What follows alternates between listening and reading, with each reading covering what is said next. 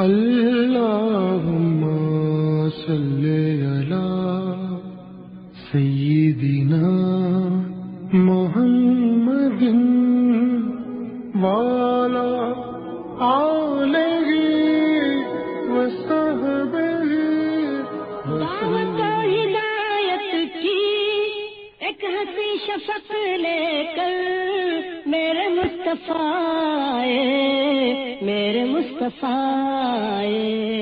کفر کے اندھیروں میں نور کا طبق لے کر میرے مصطفیٰ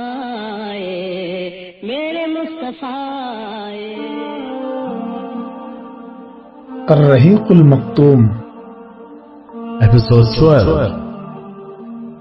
ان کے زیادہ تر شبہات توحید، محمد صلی اللہ علیہ وسلم کی رسالت اور مرنے کے بعد قیامت کے روز دوبارہ اٹھائے جانے سے متعلق ہوا کرتے تھے۔ قرآن نے توحید کے متعلق ان کے ہر شبہ کا رد کیا ہے، بلکہ مزید اتنی باتیں بیان کی ہیں جن سے اس قضیے کا ہر پہلو واضح ہو گیا اور اس کا کوئی پہلو تشنا نہیں چھوٹا۔ اس ضمن میں ان کے معبودوں کی عاجزی و مجبوری اس طرح کھول کر بیان کی ہے کہ اس پر اضافے کی گنجائش نہیں، اور شاید اسی بات پر ان کا غصہ بھڑک اٹھا اور پھر جو کچھ پیش آیا وہ معلوم ہے۔ جہاں تک نبی صلی اللہ علیہ وسلم کی پیغمبری کے بارے میں ان کے شبہات کا تعلق ہے، وہ تو یہ تسلیم کرتے تھے کہ آپ سچے، امانت دار اور انتہائی صلاح و تقوی پر قائم ہے، لیکن وہ سمجھتے تھے کہ منصب نبوت و رسالت اس سے کہیں زیادہ عظیم و جلیل ہے کہ وہ کسی انسان کو دیا جائے، یعنی ان کا عقیدہ تھا کہ جو بشر ہے وہ رسول نہیں ہو سکتا اور جو رسول ہو وہ بشر نہیں ہو سکتا۔ اس لیے جب رسول اللہ صلی اللہ علیہ وسلم نے اپنی نبوت کا اعلان کیا اور اپنے اوپر ایمان لانے کی دعوت دی تو انہیں حیرت ہوئی اور انہوں نے کہا، یہ کیسا رسول ہے کہ کھانا کھاتا ہے اور بازاروں میں چلتا پھرتا ہے۔ انہوں نے یہ بھی کہا، اللہ نے کسی بشر پر کوئی چیز نہیں اتاری ہے۔ اللہ نے ان کا رد کرتے ہوئے فرمایا، آپ کہہ دیں وہ کتاب کس نے اتاری ہے جسے موسیٰ لے کر آئے تھے اور جو لوگوں کے لیے نور اور ہدایت ہے۔ وہ چونکہ جانتے تھے اور مانتے تھے کہ موسیٰ بشر ہیں، اس لیے جواب نہ دے سکے۔ اللہ نے ان کے رد میں یہ بھی فرمایا کہ ہر قوم نے اپنے پیغمبروں کی پیغمبری کا انکار کرتے ہوئے یہی کہا تھا، تم لوگ ہمارے ہی جیسے بشر ہو، اور اس کے جواب میں پیغمبروں نے ان سے کہا تھا کہ ہم لوگ یقیناً تمہارے ہی جیسے بشر ہیں، لیکن اللہ اپنے بندوں میں سے جس پر چاہتا ہے احسان کرتا ہے۔ مطلب یہ کہ انبیاء اور رسول ہمیشہ بشر ہی ہوا کرتے ہیں، بشریت اور رسالت میں کوئی ٹکراؤ نہیں ہے۔ چونکہ انہیں اقرار تھا کہ ابراہیم اور اسماعیل اور موسیٰ پیغمبر تھے اور بشر بھی تھے، اس لیے وہ اپنے شبہ پر زیادہ اصرار نہ کر سکے۔ اس لیے انہوں نے پینترا بدلا اور کہنے لگے، اچھا اگر ایسا ہے بھی کہ بشر پیغمبر ہو سکتا ہے تو کیا اللہ تعالیٰ کو اپنی پیغمبری کے لیے یہی یتیم و مسکین انسان ملا تھا؟ یہ کیوں کر ہو سکتا ہے کہ اللہ تعالیٰ مکہ اور طائف کے بڑے بڑے لوگوں کو چھوڑ کر اس مسکین کو پیغمبر بنا لے؟ یہ قرآن ان دونوں آبادیوں میں سے کسی بڑے آدمی پر کیوں نہ اتارا گیا؟ اللہ نے ان کا رد کرتے ہوئے فرمایا، کیا یہ لوگ تیرے رب کی رحمت تقسیم کرتے ہیں؟ مطلب یہ ہے کہ وحی اور رسالت تو اللہ کی رحمت ہے اور اللہ ہی زیادہ جانتا ہے کہ اسے اپنی پیغمبری کہاں رکھنی چاہیے۔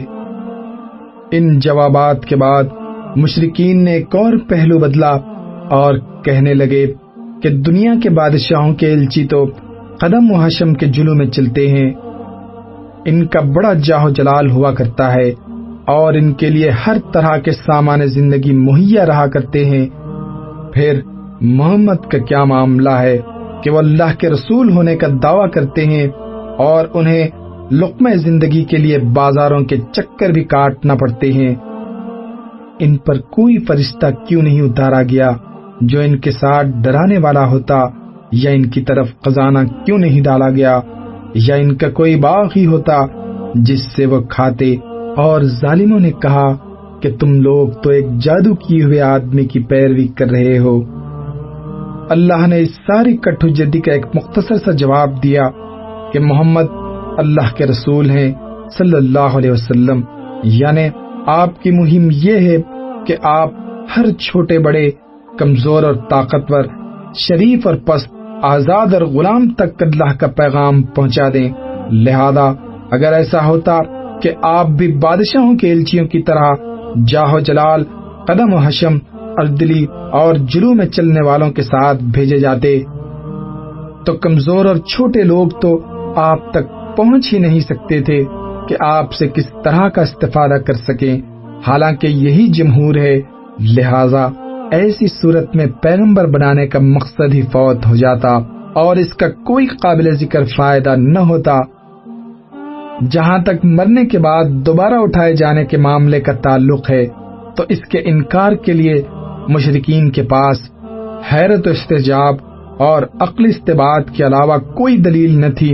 وہ تعجب سے کہتے تھے، کیا جب ہم مر جائیں گے اور مٹی اور ہڈی ہو جائیں گے تو پھر اٹھائے جائیں گے؟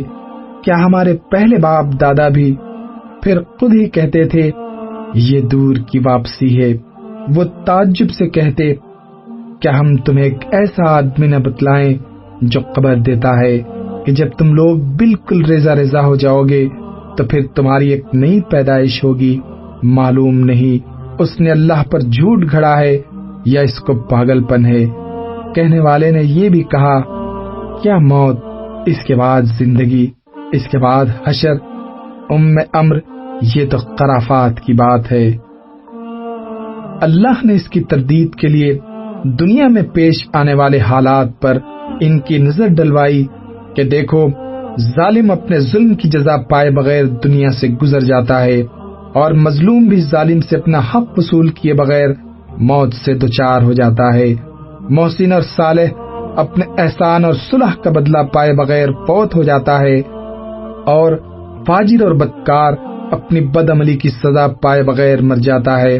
اب اگر انسان کو مرنے کے بعد دوبارہ نہ اٹھایا جائے اور اس کے عمل کا بدلہ نہ دیا جائے تو دونوں فریق برابر ہو جائیں گے، بلکہ ظالم اور فاجر مظلوم اور نیکوکار سے زیادہ ہی خوش قسمت ہوں گے، اور یہ بات قطعاً غیر معقول ہے، اور اللہ کے بارے میں سوچا بھی نہیں جا سکتا کہ وہ اپنی مخلوق کے نظام کی بنیاد ایسے فساد پر رکھے گا۔ اللہ فرماتا ہے، کیا ہم تابع داروں کو مجرموں جیسا ٹھہرائیں گے؟ تمہیں کیا ہو گیا ہے؟ تم کیسے فیصلے کر رہے ہو؟ نیز فرمایا، کیا ہم ایمان لانے والوں اور عمل صالح کرنے والوں کو زمین کے اندر فساد برپا کرنے والوں جیسا بنائیں گے، یا کیا ہم پرہیزگاروں کو فاجروں جیسا ٹھہرائیں گے؟ اور فرمایا، کیا برائیاں کرنے والے سمجھتے ہیں کہ ہم انہیں ایمان لانے والوں اور عمل صالح کرنے والوں جیسا بنائیں گے کہ ان دونوں گروہوں کی زندگی اور موت یکساں ہو؟ برا فیصلہ ہے جو یہ کرتے ہیں۔ جہاں تک ان کے عقلی استباط کا تعلق ہے تو اللہ نے اس کا رد کرتے ہوئے فرمایا، کیا تم پیدائش میں زیادہ سخت ہو یا آسمان؟ اور فرمایا، کیا انہیں یہ نظر نہیں آتا کہ جس اللہ نے آسمان اور زمین کو پیدا کیا اور ان کو پیدا کرنے سے نہیں تھکا، وہ اس پر بھی قادر ہے کہ مردوں کو زندہ کر دے؟ کیوں نہیں، یقیناً وہ ہر چیز پر قادر ہے۔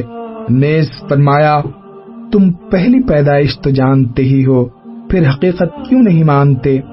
اللہ تعالیٰ نے وہ بات بھی بتلائی جو عقلاً اور عرفاً دونوں طرح معروف ہے کہ کسی چیز کو دوبارہ کرنا پہلی بار سے زیادہ آسان ہوتا ہے۔ فرمایا، جیسے ہم نے پہلی بار پیدائش کی ابتدا کی تھی اسی طرح پلٹا بھی لیں گے۔ اور فرمایا، کیا پہلی بار پیدا کرنے سے ہم تھک گئے ہیں؟ یوں اللہ تعالیٰ نے ان کے ایک ایک شبہ کا نہایت اطمینان بخش جواب دیا، جس سے ہر سوجھ بوجھ والا آدمی مطمئن ہو سکتا ہے۔ لیکن کفار مکہ ہنگامہ پسند تھے، ان میں استکبار تھا، وہ زمین پر بڑے بن کر رہنا چاہتے تھے اور مخلوق پر اپنی رائے لاگو کرنا چاہتے تھے، اس لیے اپنی سرکشی میں بھٹکتے رہے۔ نمبر 3، محض آرائی کی تیسری صورت۔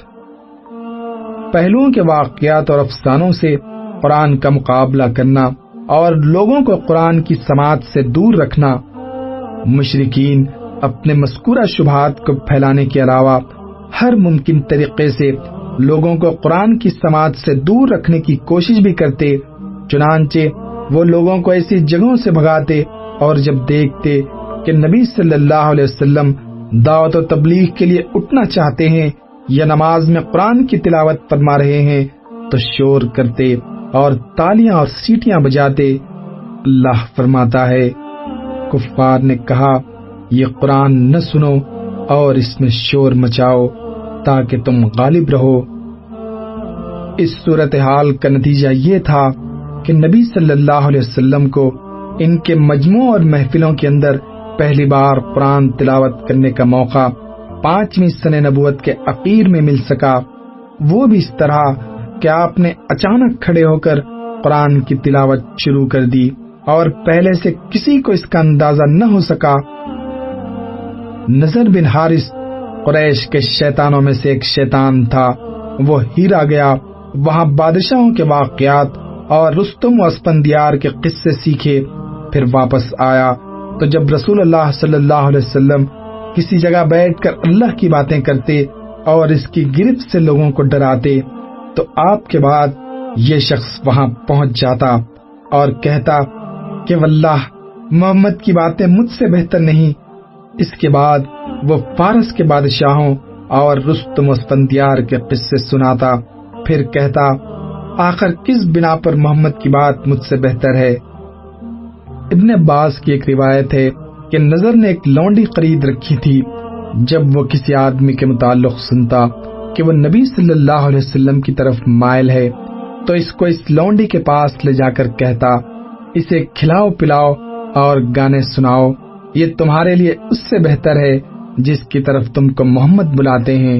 اسی کے بارے میں یہ ارشاد الہی نازل ہوا۔ کچھ لوگ ایسے ہیں جو کھیل کی بات خریدتے ہیں تاکہ اللہ کی راہ سے بھٹکا دیں۔ جب قریش اپنی اس گفت و شنید میں ناکام ہو گئے اور ابو طالب کو اس بات پر مطمئن نہ کر سکے کہ وہ رسول اللہ صلی اللہ علیہ وسلم کو روکیں اور انہیں دعوت اللہ سے باز رکھیں، تو انہوں نے ایک ایسا راستہ اختیار کرنے کا فیصلہ کیا جس پر چلنے سے وہ اب تک کتراتے رہے اور جس کے انجام و نتائج کے خوف سے انہوں نے اب تک دور رہنا ہی مناسب سمجھا تھا، اور وہ راستہ تھا رسول اللہ صلی اللہ علیہ وسلم کی ذات پر ظلم جور کا راستہ۔ اللہم صلی علی محمد وعلی آلہ وصحبہ وسلم۔